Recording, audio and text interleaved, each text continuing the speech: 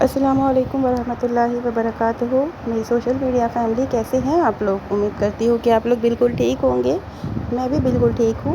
تو چلیے بنا دیر کیے آج کی حدیث شروع کرتے ہیں۔ حضرت ابو ہریرہ رضی اللہ عنہ روایت بیان کرتے ہیں کہ نبی اکرم صلی اللہ علیہ وسلم کو جب کھانا پیش کیا جاتا، آپ اس کے بارے میں پوچھتے۔ اگر یہ کہا جاتا کہ تحفہ ہے تو آپ اسے کھا لیتے، اگر یہ کہا جاتا کہ صدقہ ہے تو اسے نہ کھاتے۔ فوائد اس حدیث کے: نبی کریم صلی اللہ علیہ وسلم بشر تھے، کھانا کھانا چاہیے، حلال کھانا چاہیے، حرام سے بچنا چاہیے۔ انبیاء پر صدقہ حرام تھا۔ ہدیہ کا لین دین کرنا چاہیے۔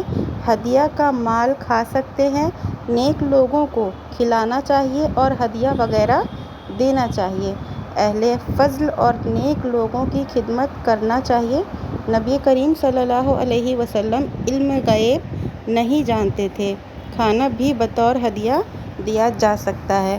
تو بیسک ہمیں یہ چیز پتہ چلی ہے کہ ہدیہ کا لین دین کرنا چاہیے۔ انبیاء پر صدقہ حرام تھا، انبیاء لوگ پر صدقہ جو ہے وہ حرام تھا۔ تو یہ چیز آج کی حدیث میں ہم لوگوں کو سمجھ میں آئی ہے۔ اور کھانا وغیرہ سے ریلیٹڈ چیزیں تو ہم لوگ سب جانتے ہیں، بیسک نالج ہے۔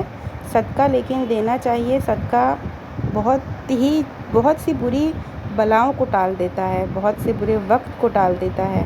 تو اس لیے اپنے گھر میں اپنے اولاد، اپنے بال بچوں، اپنے جتنی آپ کی حیثیت ہے آپ دیجیے۔ آپ 10 روپیہ دے سکتے ہیں، آپ 10 روپیہ دیجیے، لیکن صدقہ دیا کریے۔ اس میں آپ کے رزق میں اضافہ ہوگا صدقہ دینے سے۔ یقین مانیے، اپنی پریشانیوں کو کم کرنے کے لیے ایک بار صدقہ دے کر دیکھیے، آپ کو خود احساس ہوگا کہ ہاں، صدقے سے فائدہ ہوتا ہے، صدقہ دینا چاہیے۔ اور ایسے ہی ملتے ہیں نیکسٹ ویڈیو میں۔ وعلیکم السلام ورحمۃ اللہ وبرکاتہ۔